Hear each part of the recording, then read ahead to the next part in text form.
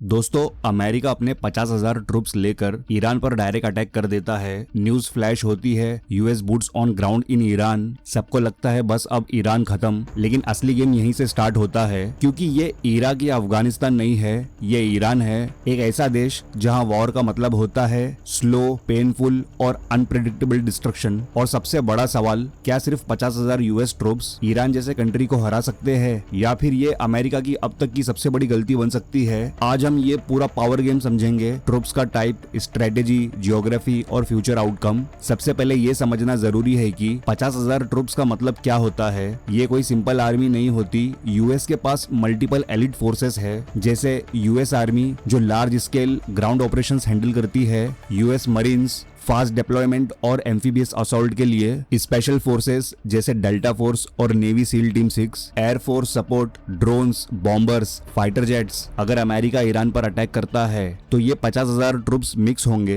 Regular soldiers plus elite special units plus heavy air support. लेकिन problems यहीं से start होती है। ईरान कोई छोटा या वीक कंट्री नहीं है। ईरान के पास सिर्फ एक आर्मी नहीं है, उनके पास मल्टीपल लेयर्स है। ईरान की सबसे बड़ी स्ट्रेंथ है numbers plus strategy plus geography.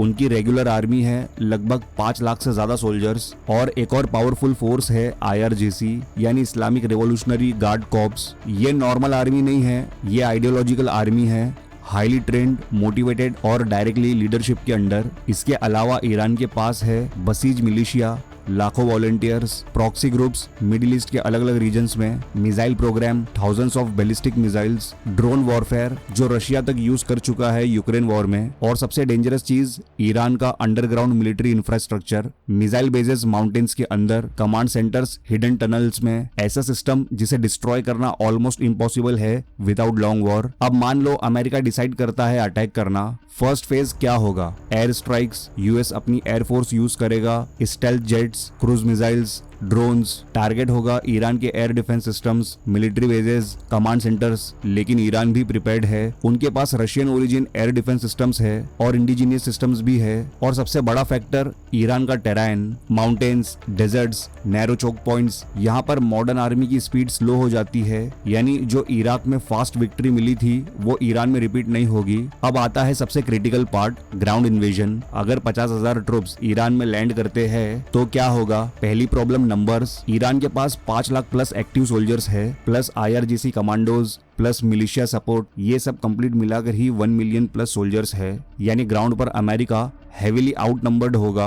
दूसरी problem, guerrilla warfare. Iran Afghanistan और इराक की मिस्टेक से सीख चुका है। वो डायरेक्ट ओपन बैटल नहीं लड़ेगा, वो करेगा ambush, IED attacks, hit and run tactics, urban warfare. Cities बन जाएगी बैटलफील्ड, और यहाँ अमेरिका को सबसे ज्यादा लॉस होता है। तीसरी problem, supply lines. US troops को सप्लाई चाहिए, food, fuel, ammunition. Iran easily choke कर सकता है सप्लाई रूट्स को, और जब सप्लाई कट होती है आर्मी वीक हो जाती है। अब आप सोच रहे होंगे डेल्टा फोर्स और सील टीम 6 क्या करेंगे? ये यूनिट्स हाईली एलिट है, इनका रोल होता है हाई वैल्यू टारगेट्स एलिमिनेट करना, कॉवर्ड ऑपरेशंस करना, इंटेलिजेंस मिशंस करना। लेकिन ये एलिट फोर्सेस वॉर जीतने के लिए नहीं होते, ये सपोर्ट करते हैं। मेन बैटल तो रेगुलर आर्मी ही लड़ती है, और ईरान जैसे लार्ज कंट्री में स्पेशल फोर्सेस सिर्फ लिमिटेड इंपैक्ट डाल सकती है। अब यहाँ एक बहुत इंपॉर्टेंट ट्विस्ट आता है, इजराइल जो नॉर्मली मिडिल ईस्ट कॉन्फ्लिक्ट्स में एग्रेसिव स्टैंड लेता है, इस बार पीछे हट गया। रिपोर्ट्स और स्ट्रेटेजिक डिस्कशंस के अंदर ये बात क्लियर हुई है कि इजराइल ने अपनी ग्राउंड फोर्सेस ईरान में उतारने से मना कर दिया। रीजन, उन्होंने इसको एक सुसाइडल मिशन तक कहा। सोचो, एक ऐसा कंट्री जो डिकेड से वॉर एनवायरनमेंट में सर्वाइव कर रहा है, जो गाजा और लेबनान जैसे कॉम्प्लेक्स बैटलफील्ड्स हैंडल करता है, वही इजराइल अगर कह रहा है कि ईरान इन्वेजन सुसाइडल है, तो इस बात का वेटेज समझना जरूरी है, क्योंकि इजराइल को पता है ग्राउंड रियलिटी क्या होती है। ईरान कोई फ्लैट बैटलफील्ड नहीं है, ये एक लेयर्ड डिफेंस सिस्टम है, और यहाँ सिर्फ एनिमी आर्मी से नहीं, जियोग्राफी से भी लड़ना पड़ता है। अब एक्सपर्ट्स क्या कहते हैं? मिलिट्री एनालिस्ट का एक कॉमन एस्टिमेट है, अगर किसी भी एक्सटर्नल पावर को ईरान जैसा कंट्री इन्वेड करना है तो मिनिमम 7 लाख से 8 लाख ट्रूप्स चाहिए होंगे, यानी लगभग 8 लाख सोल्जर्स। क्यों? क्योंकि ईरान का साइज बड़ा है, पॉपुलेशन लार्ज है, और रेजिस्टेंस मल्टीपल लेयर्स में आता है। सिर्फ आर्मी नहीं, militia, local resistance drones, urban fighters सब एक साथ एक्टिवेट हो जाते हैं। अब इसको कंपेयर करो 50,000 troops versus 8 lakh required army. ये डिफरेंस सिर्फ नंबर का नहीं है, ये डिफरेंस स्ट्रेटेजी का है। 50,000 ट्रूप्स का मतलब होता है limited operation, short term objective, precision strikes. लेकिन ईरान जैसे कंट्री में वॉर लिमिटेड रह ही नहीं सकता, वो एस्केलेट होता ही है। इसलिए एक्सपर्ट्स क्लियरली वार्न कर रहे हैं, अगर कोई कंट्री इतने कम ट्रूप्स के साथ ईरान इन्वेड करता है तो वो टेक्टिकल मिस्टेक नहीं, स्ट्रेटेजिक ब्लंडर होगा। अब एक और लेयर समझना जरूरी है, अगर यूएस सच में 50,000 ट्रूप्स डिप्लॉय करता है तो वो सीधा तेहरान कैप्चर करने नहीं जाएगा।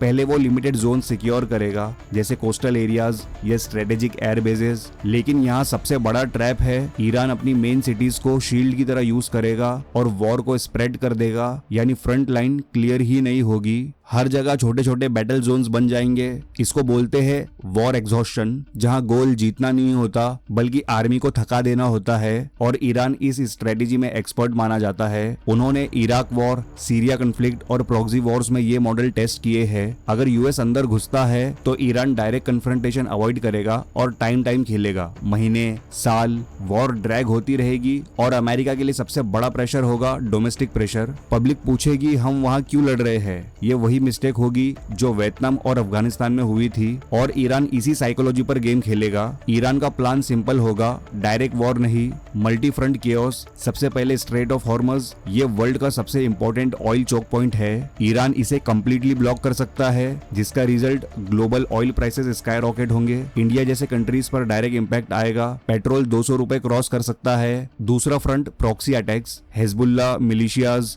रीजनल ग्रुप्स एक्टिवेट हो जाएंगे। इजराइल पर प्रेशर बढ़ेगा, गल्फ कंट्रीज टेंशन में आ जाएंगे। तीसरा missile strikes, Iran already US bases पर अटैक कर रहा है मिडिल ईस्ट में, ये नंबर ऑफ अटैक्स और बढ़ जाएंगे, यानी वॉर सिर्फ ईरान तक लिमिटेड नहीं रहेगा। अब यहाँ से गेम ग्लोबल हो जाता है। चाइना और रशिया डायरेक्टली इन्वॉल्व नहीं होंगे लेकिन इनडायरेक्टली सपोर्ट कर सकते हैं। Diplomatic pressure, weapon supply, economic banking, global trade already disrupt है, इसके बाद और ज्यादा डिसरप्ट हो जाएगा। ऑयल शॉक आएगा, स्टॉक मार्केट्स क्रैश हो सकते हैं और सबसे बड़ा रिस्क एस्केलेशन। अगर वॉर कंट्रोल से बाहर गया तो ये रीजनल वॉर से ग्लोबल कॉन्फ्लिक्ट बन सकता है। इंडिया के लिए ये सिचुएशन बहुत सेंसिटिव है। इंडिया का ऑयल इंपोर्ट का बड़ा हिस्सा गल्फ से आता है। अगर हॉर्मस कंप्लीटली ब्लॉक होता है तो एनर्जी क्राइसिस आ सकता है। दूसरा इशू इंडियन डायस्पोरा, लाखों इंडियंस मिडिल ईस्ट में काम करते हैं, उनकी सेफ्टी रिस्क में आ जाएगी। तीसरा डिप्लोमेसी, इंडिया को बैलेंस करना पड़ेगा, यूएस के साथ रिलेशंस, ईरान के साथ स्ट्रेटेजिक टाइज, यानी इंडिया को एक डेलिकेट बैलेंसिंग गेम खेलना पड़ेगा।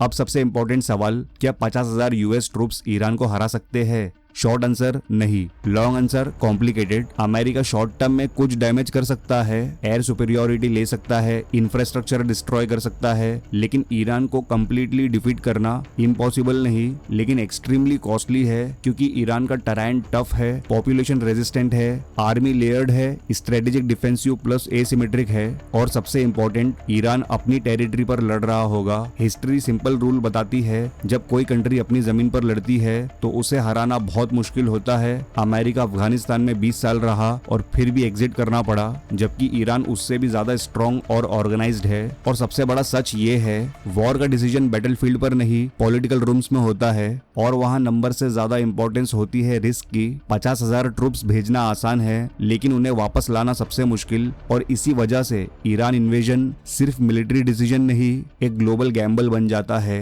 इसलिए रियलिटी ये है, 50,000 ट्रूप्स कोई मैजिक नंबर नहीं है। वॉर नंबर से नहीं, स्ट्रेटेजी, जियोग्राफी और पेशेंस से जीता जाता है, और ईरान के केस में ये तीनों चीजें उसके पास स्ट्रांग है। और जब इजराइल जैसा एक्सपीरियंस कंट्री भी कह दे कि ईरान इन्वेजन सुसाइडल हो सकता है, तो समझ जाओ गेम कितना डेंजरस है। अगर कभी यूएस ने ईरान पर ग्राउंड इन्वेजन किया तो ये क्विक विक्ट्री नहीं होगी, ये एक लॉन्ग, एग्जॉस्टिंग और अनप्रेडिक्टेबल वॉर होगी, जिसमें जीतने वाला भी हार जैसा फील करेगा और दुनिया उसका प्राइस पे करेगी। तो दोस्तों, इस बारे में आपकी क्या राय है, नीचे कमेंट सेक्शन में जरूर बताएं। और ये वीडियो अच्छा लगा हो तो लाइक और शेयर जरूर करना, और अगर इस चैनल पर पहली बार आए हो तो वर्ल्ड डायनेमिक्स को सब्सक्राइब जरूर करें, ऐसे ही जियोपॉलिटिकल वीडियोस की नोटिफिकेशंस पहले पाने के लिए। तो मिलते हैं नेक्स्ट वीडियो में एक नए टॉपिक के साथ। Good bye.